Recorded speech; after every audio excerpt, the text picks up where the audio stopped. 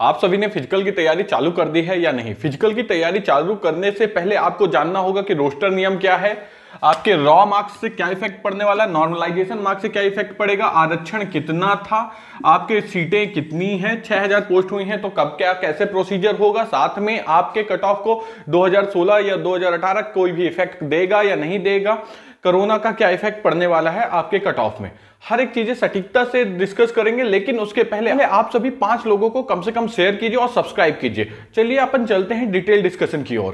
पहली बात आती है रोस्टर नियम। अब ये रोस्टर नियम क्या है, इससे जनरल वालों को क्या दिक्कत हो रही है, रोस्टर नियम के खिलाफ क्यों जा रहे हैं जनरल वाले और बाकियों को क्या बेनिफिट मिलेगा।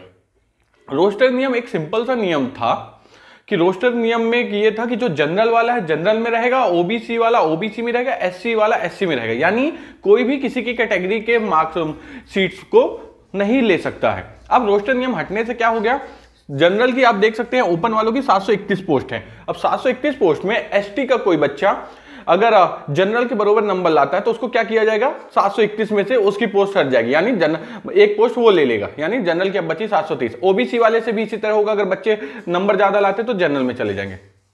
अब इससे दिक्कत क्या हो रही है, जनरल में भी जो बच्चे हैं तो उनका तो आधे से अधिक सीटें कौन ले जाते हैं, ओबीसी एससी एसटी वाले। इससे क्या होता है, जनरल की सीट 731 जो आपको दिख रही है ये सीटें हो जाती हैं जाके 230 240। अब मैं आपसे ही पूछना चाहूंगा कि जब ओबीसी का आरक्षण 14 से 27% कर दिया गया है तो क्या अब रोस्टर नियम हटाना जरूरी था? आपको क्या लगता है? मैं ओबीसी बच्चों से एससी एसटी जनरल सभी से कहूंगा कि आप सभी कमेंट कीजिएगा कि रोस्टर नियम हटाना सही है या नहीं है। ठीक है, अब चलते हैं सीट्स की ओर। आरक्षण देखिए, ओबीसी का आरक्षण 27% है, एसटी का आरक्षण 20% है, एससी का आरक्षण 16% है एंड ईडब्ल्यूएस का आरक्षण 10% है। अब आप बोलोगे ये 14 से 27 कब हो गया? देखिए हुआ क्या, जैसे ही ईडब्ल्यूएस यानी आर्थिक रूप से जो पिछड़ा वर्ग, आर्थिक रूप से जो जनरल के बच्चे हैं और जिनकी कमजोरी है, मतलब जिनकी इनकम ज्यादा नहीं है, उनको सरकार ने 10% का आरक्षण दिया, तो यहां 13% फिर से बढ़ गया ओबीसी का, 14 से हो गया 27। अब इससे कोई फर्क नहीं पड़ने वाला, ठीक है आरक्षण बढ़ गया आरक्षण से, लेकिन अब जनरल वालों को और ज्यादा दिक्कत हो रही है रोस्टर नियम हटने से। ओबीसी का आरक्षण 27% हो गया, अच्छी बात है, आरक्षण मिला, जनसंख्या ज्यादा है ओबीसी की, उनको मिलना चाहिए था। ईडब्ल्यूएस वालों को आरक्षण मिल गया, लेकिन रोस्टर नियम के खिलाफ आप हैं या रोस्टर नियम के साथ हैं, आपके क्या विचार है जरूर रखिएगा। अब बातें आती हैं सीट की, वो मैं आपको ओपन की सीटें बता रहा हूं। अनरिजर्व 731 है जनरल की, ईडब्ल्यूएस की 272 है, ओबीसी की 732 है, एसटी की 542 है, एससी की 435 है। ठीक है, तो ये सीटों का वर्गीकरण है ओपन के बेसिस में। अब बारी आती है कि रॉ मार्क्स क्या होता है, नॉर्मलाइजेशन मार्क्स क्या होता है। रॉ मार्क्स होता है जैसे मैंने प्राप्त किए हुए हैं 79 मार्क्स। अब क्या होगा, उस शिफ्ट में बच्चों ने कम नंबर पाया होगा, ज्यादा नंबर पाया होगा, हार्ड शिफ्ट रही होगी, नॉर्मल शिफ्ट रही होगी।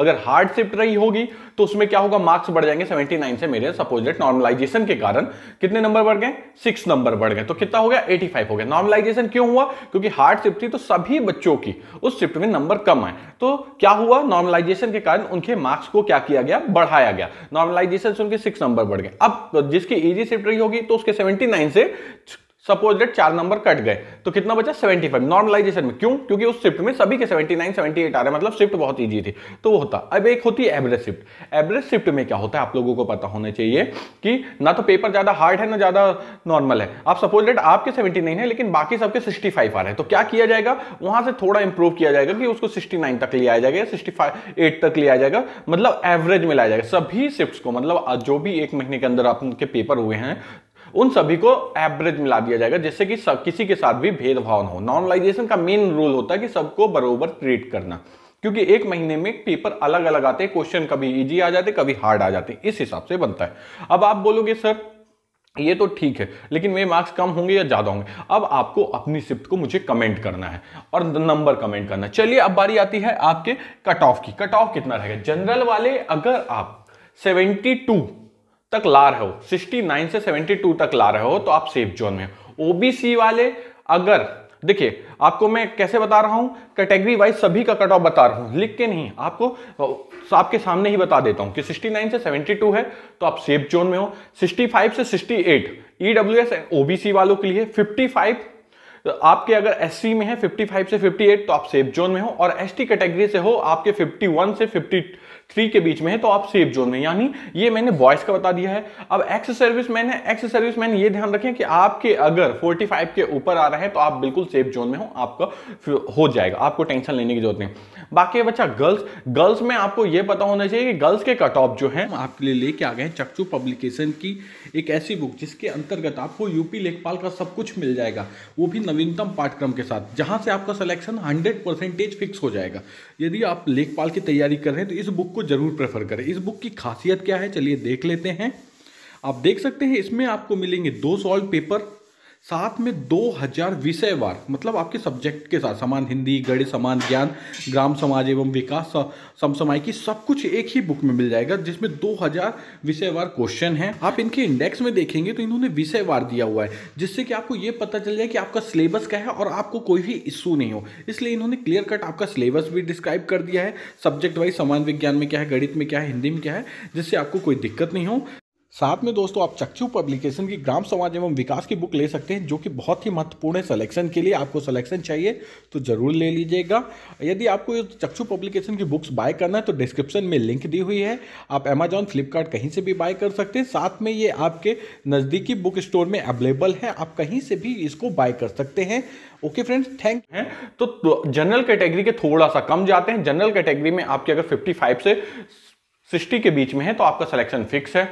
ओबीसी में अगर आपके 62 से 63 के बीच में है तो आप सेफ जोन में हो। एससी में आपके अगर 50 नंबर्स हैं तो आप सेफ जोन में हैं, और एसटी में अगर आपके 45 से 49 नंबर है तो आप सेफ जोन में हैं। यानी आप सभी का सिलेक्शन हो सकता है। आप सभी जितना हो सके अपने दोस्तों को शेयर करें। कोई भी क्वेश्चन होता है तो कमेंट बॉक्स में कमेंट करें, मैं आपके साथ हूं। Thank you.